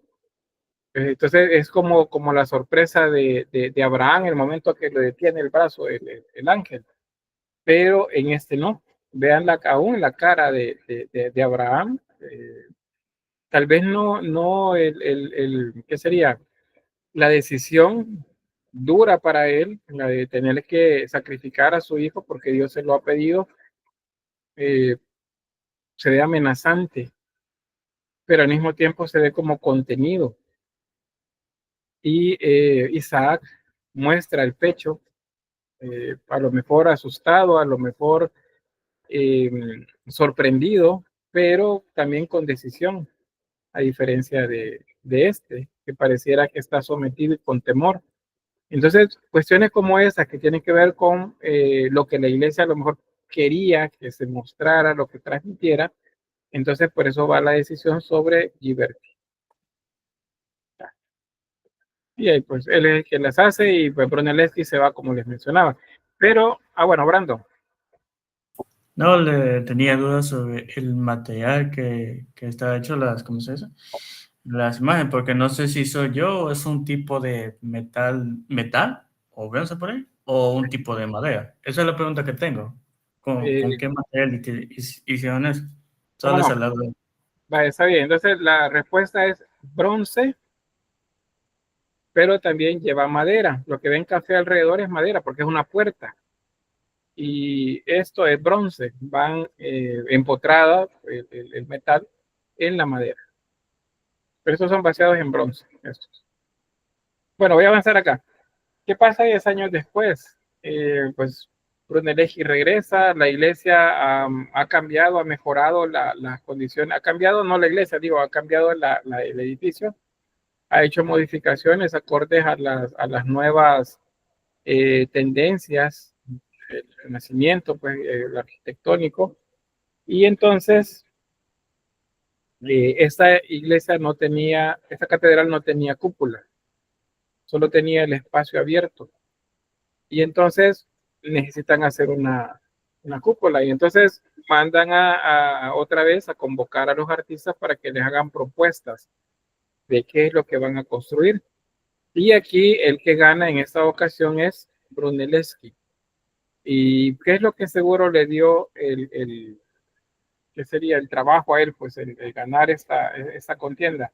La experiencia que fue a ganar a Roma y a todos esos lugares en los que anduvo estudiando la arquitectura romana, porque logró resolver. Esto era algo que no cualquiera quería, nadie quería hacer, más bien, no cualquiera lo podía hacer.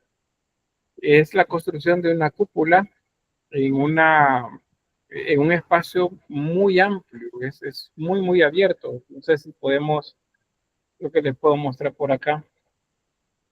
Vamos a dejar el cafecito y vamos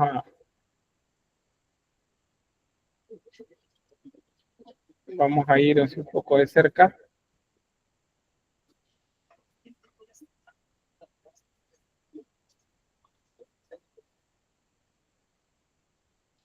A ver si podemos entrar.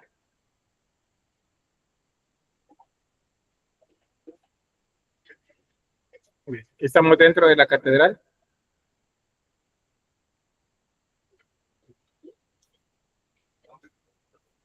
Ahí tenemos la cúpula.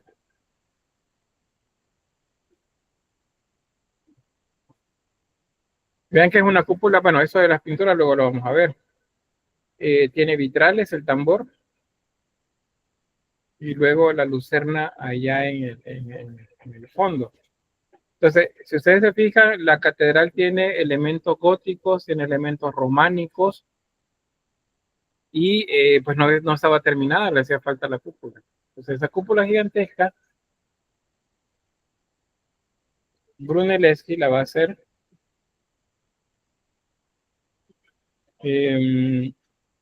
resolviendo el problema, haciendo como una estructura en la que permite hacer dos cúpulas. O sea, hace una cúpula primero y luego sobre esa cúpula hace una más todavía que es más alta.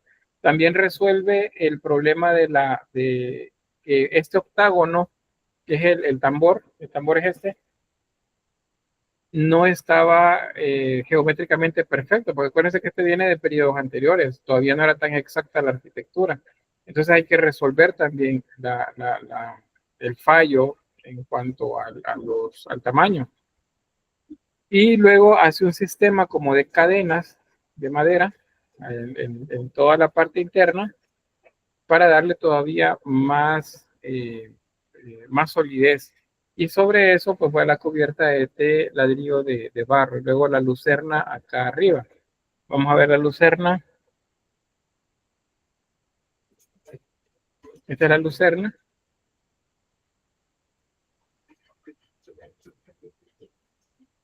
Espera, algo pasó por acá.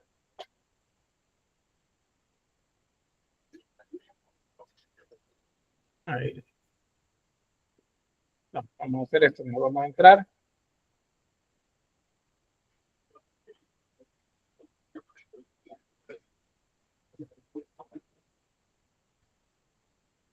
No me dejó entrar a mí. No quiere llevarlos a ustedes a la lucerna.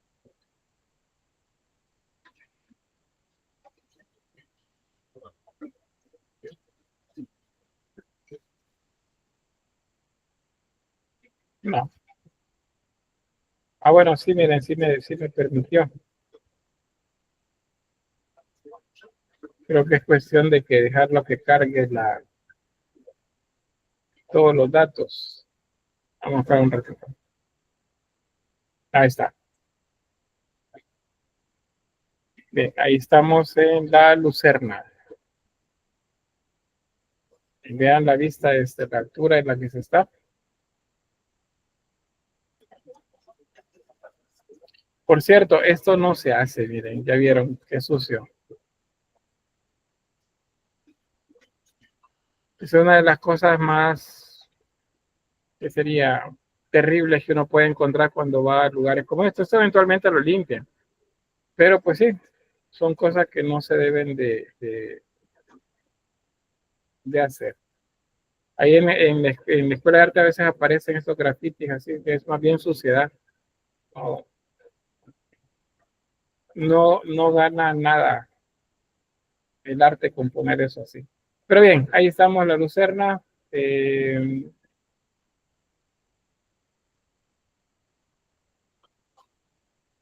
Y bueno, vamos aquí mejor por acá y pasamos de nuevo a la presentación. Entonces ahí tenemos pues la parte esta de la cúpula. Algunos historiadores dicen que realmente el Renacimiento nace con la construcción de esta cúpula. Siempre en Florencia, ¿verdad? Entonces ahí es donde está el Renacimiento. Vamos a avanzar. Estos son de Brunelleschi siempre. Él realiza muchos edificios, muchos encargos que los hace los mecenas, la iglesia, y pues en todos ellos trata la manera de construir siguiendo los principios de la perspectiva. Permítame un momentito.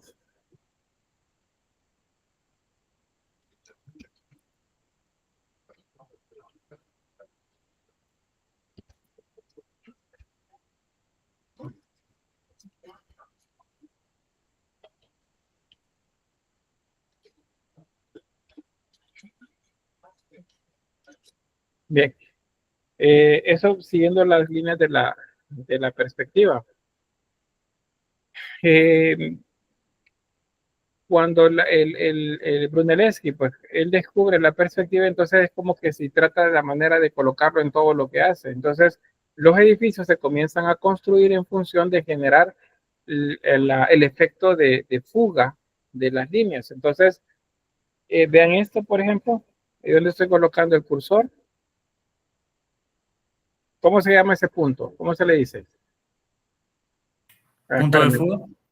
El punto de fuga, correcto. Acá nos dice que si los stickers cuentan, no cuentan.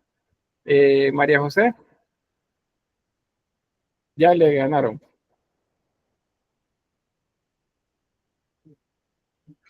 Creo que sí, o no sé si María José va a decir algo más. Bueno, no sé si está nuestra compañera. ¿Qué dijo la compañía? Ah, gracias. Bueno, vamos entonces con eso. Vean. ¿Cómo se llaman esas? Perspectiva. Vieja, pero las líneas, ¿cómo se llaman?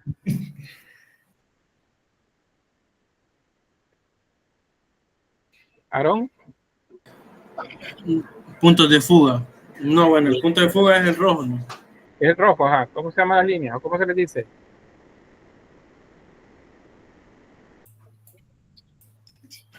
Creo que hay, si no me equivoco. No recuerdo. No, líneas de Proyección. casi. Líneas de fuga. Este es el punto de fuga. Y este punto de fuga. Y estas son líneas de fuga. Son las líneas que convergen hacia el punto de fuga. Entonces, Brunelleschi lo que hace es colocarlo, hace esos pasillos largos de manera que se proyecte esa fuga en ellos, que la gente lo observe al colocarse en un lugar.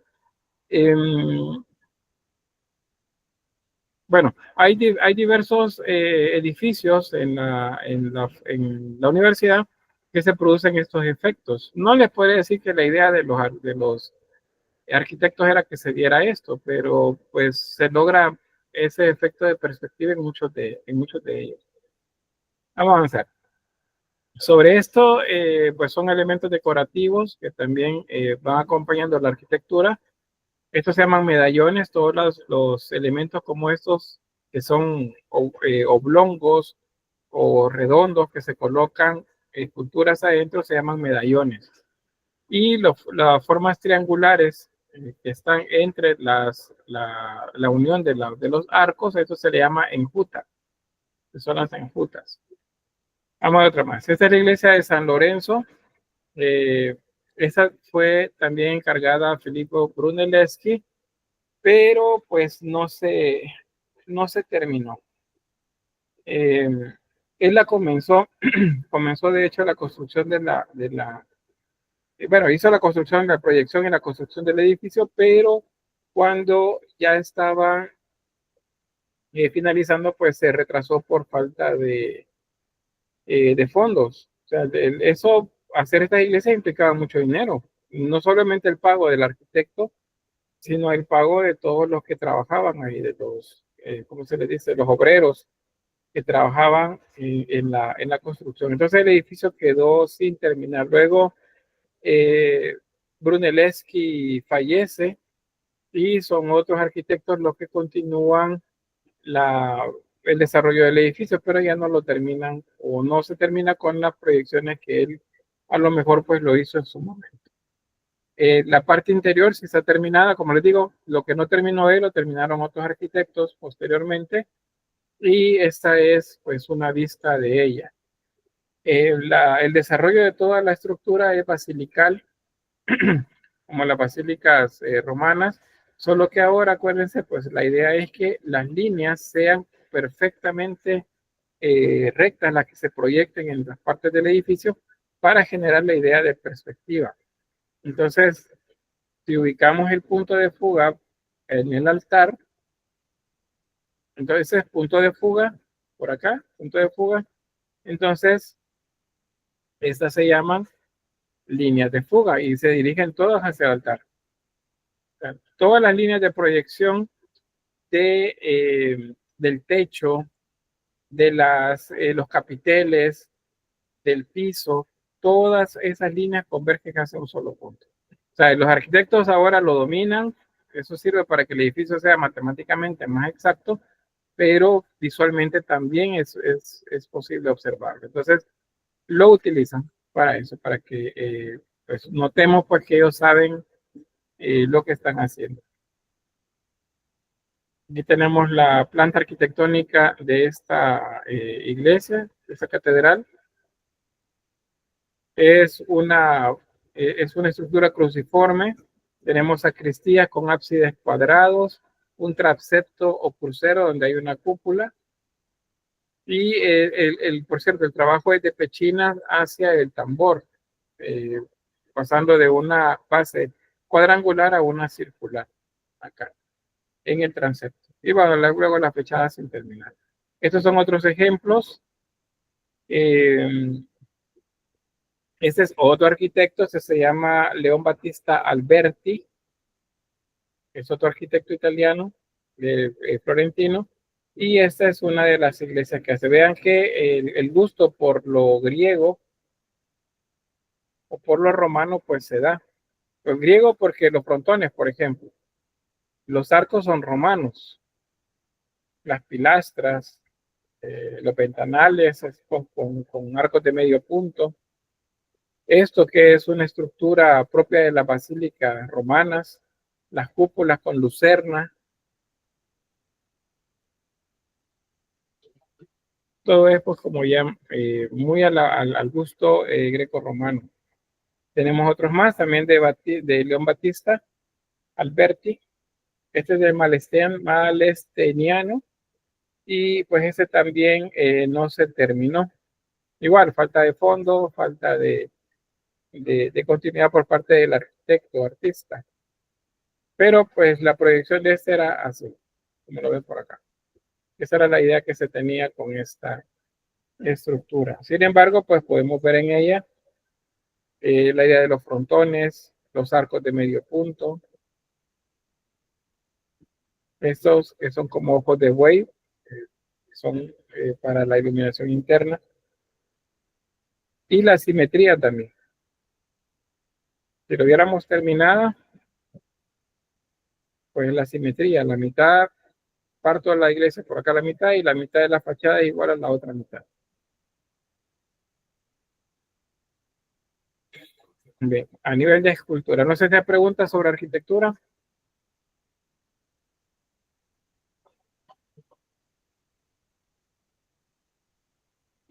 No, todo bien. Bueno, avanzamos. Escultura del periodo 480, acuérdense, 480, primer renacimiento. Y aquí pues iniciamos por Lorenzo Ghiberti, el que ya hemos estado hablando de él.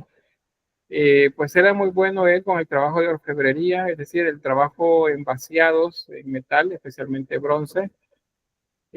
Fue arquitecto también, escultor, diseñador de muchos interiores, por ejemplo, de iglesias o exteriores. Y pues él tenía bastante manejo de el arte romano, de cómo se hacía. Entonces, por eso él logró un manejo bastante amplio de la escultura. De él también es, por cierto, él es o sea, es contemporáneo de otros artistas como Masaccio, Giorgio Masaccio, Brunelleschi, que ya sabemos que era su antítesis, era su oponente.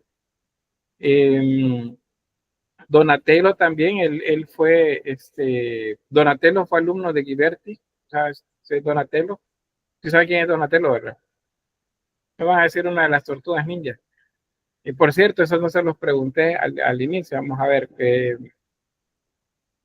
cuáles son los nombres de las tortugas ninja. Fernando, a ver. Rafael, Donatello, Leonardo y Miguel Ángel. Bien, gracias, Fernando. Bueno, Fernando, alguien más ha levantado la mano. Parte de Fernando. Bien, pues esos cuatro se les denomina los cuatro grandes del Renacimiento. Leonardo da Vinci, Rafael Sanzio, Donatello, les decía, alumno de Ghiberti, y ¿cuál es el otro? Miguel Ángel Bonarotti. Son los cuatro grandes del Renacimiento. O sea, las Tortugas Ninja hacen honor a los 4 grandes del Renacimiento. Y decían que la TV no enseña nada. Pues lo que sucede es que a veces la información está ahí, lo que no alcanzamos a traducirla somos nosotros, pero pues ahí están los 4. La idea de ellos es eso, es hacer el honor pues a los 4 grandes del Renacimiento. Pero bien, vamos a ver con Ghiberti. Recuerdan lo que les mencionaba, ¿verdad? De las puertas del paraíso, pues la obra de Ghiberti fue la que ganó, que es la que vemos acá. Y entonces la construcción, él llevó a cabo la construcción de las puertas. Aquí solo les muestro 2 de esas puertas, la segunda y la tercera, las que se llaman puertas del paraíso. Y en ellas, él pues desarrolló ese cuadrito que vimos hace un momento, está desarrollado junto con otros temas más del Antiguo y Nuevo Testamento acá.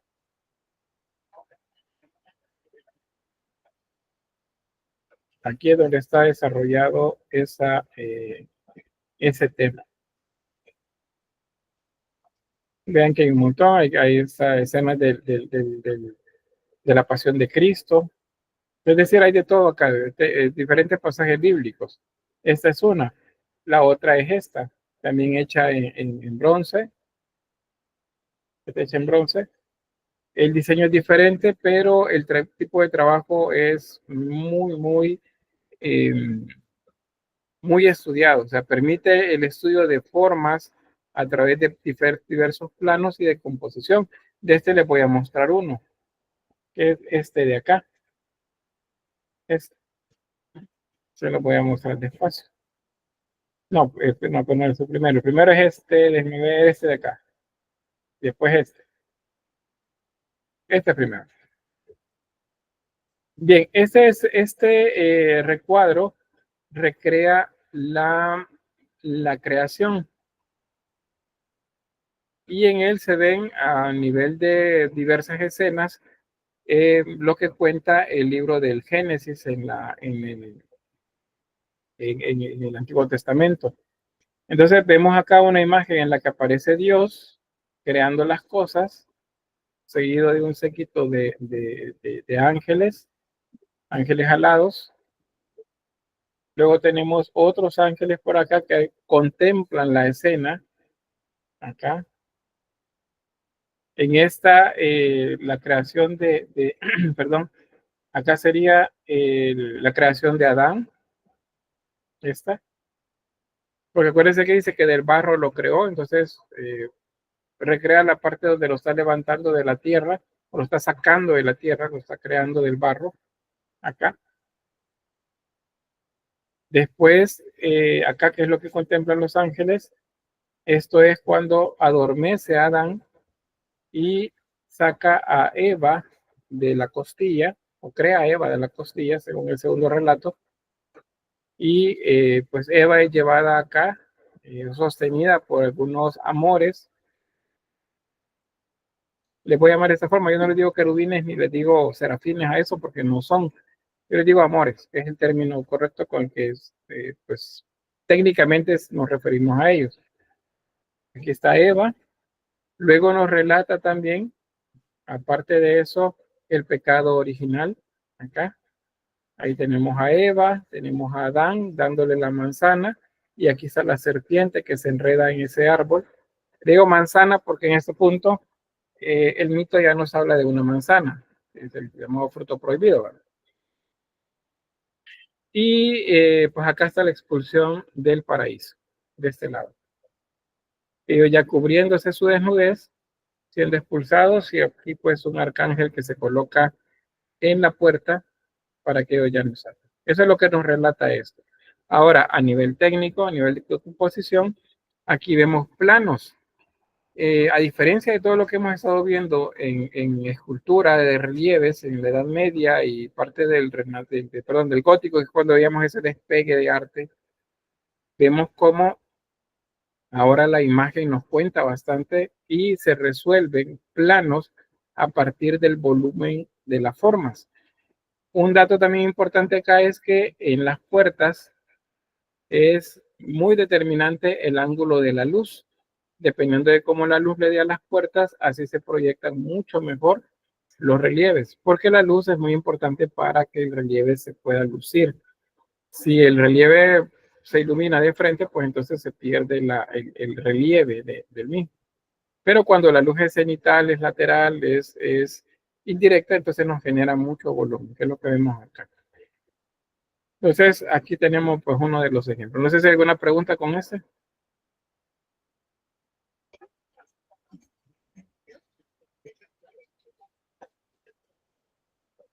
Brandon.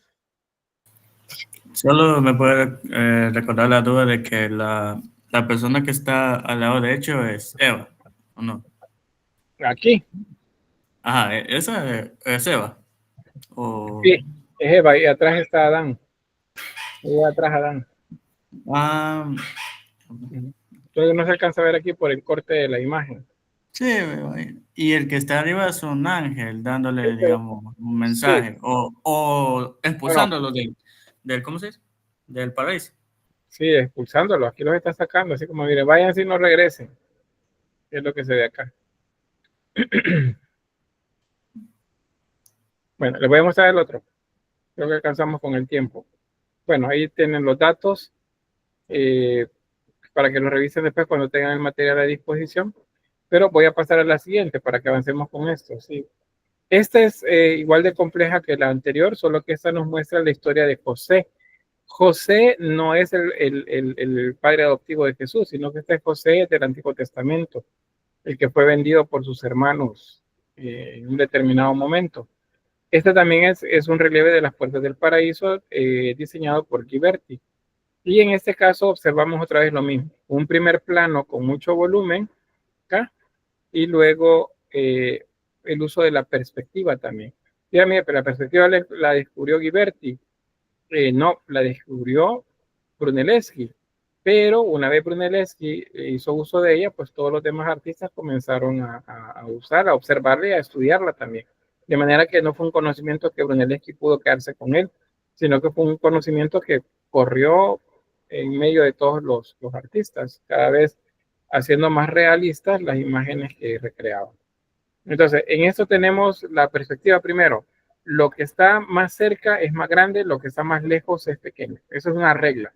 Si ustedes están haciendo un relieve o están haciendo una pintura, un dibujo, todo lo que está cerca es más grande. Lo que está lejos es más pequeño en la medida, en proporción a la perspectiva. Otra regla cuando estamos haciendo relieve es que primer plano, ya dijimos es más grande, pero ahora tiene más volumen.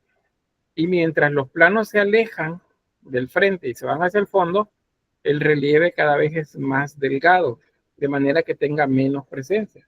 Si hacemos eso, vamos a lograr entonces que exista profundidad en la escena. Entonces eso lo sabe Ghiberti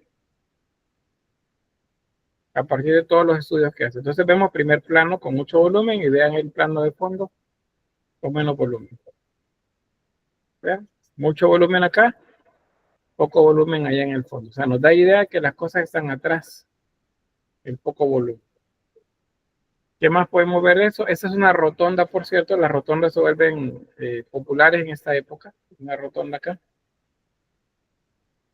¿Cómo dijimos que se llaman esas? Líneas de fuga. Líneas de fuga. Correcto, líneas de fuga, muy bien. Las líneas de fuga entonces convergen hacia un lugar a que se llamamos punto de fuga. Pero antes del punto de fuga, ven esto que está acá encerrado. Esto se llama punto focal. El punto focal no es igual al punto de fuga. El punto de fuga es a donde van todas las líneas. El punto focal es lo que más le llama la atención a ustedes. Es donde el artista colocó la mayor cantidad de detalles o de interés para que ustedes observen primero ahí. Si ustedes no ponen un punto focal en su obra, entonces el ojo se mueve de esa forma. Y luego ustedes tienen una obra fantabulosa, muy buena, y llegas, la entregan y cuando se la devuelve el maestro ellos tienen 7, como que tengo 7. Si me desvelé 5 días y aquí esto, todo el mundo me dice que está bien, ¿por qué es que tengo 7? resulta que no le pusieron punto focal.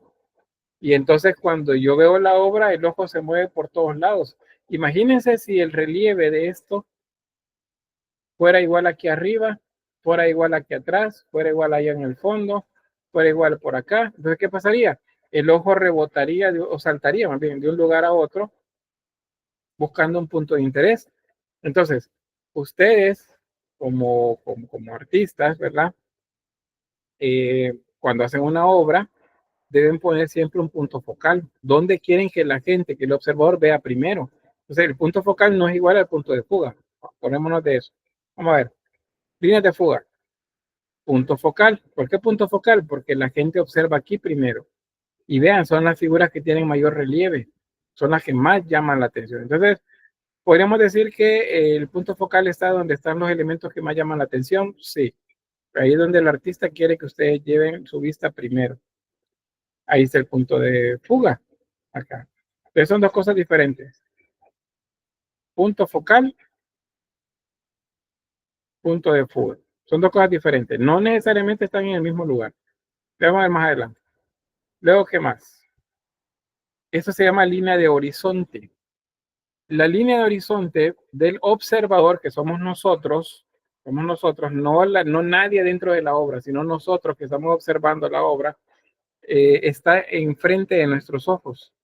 Si ustedes ahora están, en este momento están en una silla, están pues, cómodamente sentados, si ustedes separan todas las líneas de fuga a su alrededor, se van a mover.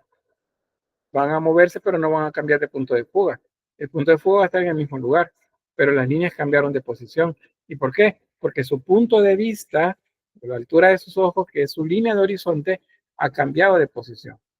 Cuando ustedes se sientan en un aula y luego se paran, entonces cambia el punto de vista y entonces las líneas cambiaron.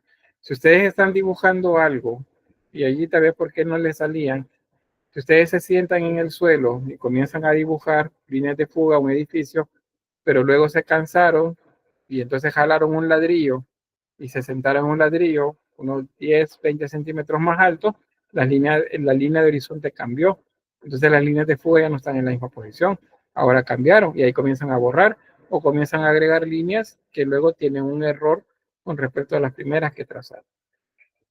Otro buen ejemplo de esto, que ustedes lo pueden comprobar mañana o cualquier día de esta semana, cuando lleguen a la escuela de artes, párense cuando se suben las gradas hay una rampa primero. Hay como 3 gradas y luego hay una rampa, que es como una parte plana previo a las gradas que dan acceso al tercer nivel. Párense al centro y miren hacia atrás de ustedes. Miren, en este caso sería el parqueo, vean hacia el parqueo. Y luego suban la grada y párense otra vez en el centro ya en el tercer nivel y vean otra vez. Entonces ya no se ve igual. ¿Y por qué no se ve igual? Porque la línea de horizonte cambió. Ahora la línea de horizonte está más alta porque está en el tercer nivel. Igual, salen ustedes de clase, la línea de horizonte está a la altura de la copa de los árboles más pequeños. Pero cuando ustedes bajan a la plaza, la línea de horizonte está al nivel de los techos de los carros. Entonces, los edificios cambian en función a eso. No sé si ya lo habían notado. Si no lo habían notado, pues tienen que reparar en eso porque de otra forma no les va a salir la arquitectura cuando la hagan. Cósmico, dice Fernando. Pues la línea de horizonte es otra. Entonces, el artista, y por eso le llamamos artistas, ya no artesanos acá, ahora reparen todo eso. Reparen punto de fuga, reparen líneas de fuga. Se pone a pensar en el punto focal, qué es lo que quiere que la gente vea primero. Y tome en cuenta la línea de horizonte de la persona que observa la obra. Entonces, en este caso la ubicó a esta altura. Y es por eso que en función a eso, vean. Bueno, acá, ¿dónde está la línea de horizonte? Voy a retrasar acá. La línea, el punto de fuga está muy cercano a él. El punto de fuga está muy cercano. El punto de fuga no siempre está en la línea de horizonte. Eso depende de qué es lo que el artista quiera hacer. En una vista de paisaje con edificios, si ustedes están de pie y pues puede que coincida. Pues están sentados y puede que coincida. Pero es un punto que varía, no es igual. Vamos a ver. Esa es línea de horizonte. Estos se llaman cuadrantes. Y con eso voy a finalizar. Los cuadrantes, probablemente ya lo hicieron esto cuando les enseñaron sobre composición. Toman el plano básico, que es cualquier espacio que ustedes van a trabajar, y lo dividen en 4 lados iguales. Hay un punto central y a partir de él hablamos de cuadrantes. Esos cuadrantes son el primero, el segundo, el tercero y el cuarto. O superior izquierdo, superior derecho, inferior izquierdo, inferior derecho. Esos son 4. La distribución de ellos, de la buena distribución de los elementos en ellos, depende que la obra se vea equilibrada y se observe bien, que no pese más de un lado y parezca que se está cayendo. Entonces, esa es otra de las cosas que también comienzan a hacer a mayor detalle los artistas de este momento. Pero pueden ver acá, el mayor peso visual está aquí. ¿Cuál se ve más oscuro? Es esto. Y acuérdense que el punto focal está acá, en esta zona, cubre esta parte que se ve aquí. Ahora, esto que pesa más se compensa con esta zona que pesa menos. Esta zona tiene un relieve bien suave y entonces se compensa acá. Vean esta otra, mucho relieve, el contrario, menos relieve.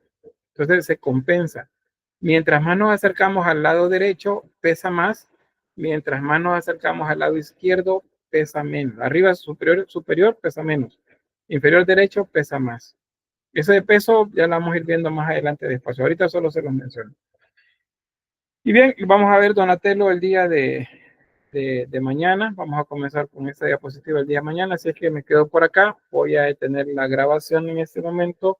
Y pues si me dicen alguna pregunta, va a ser fuera de la grabación. O algún comentario también que tuviera.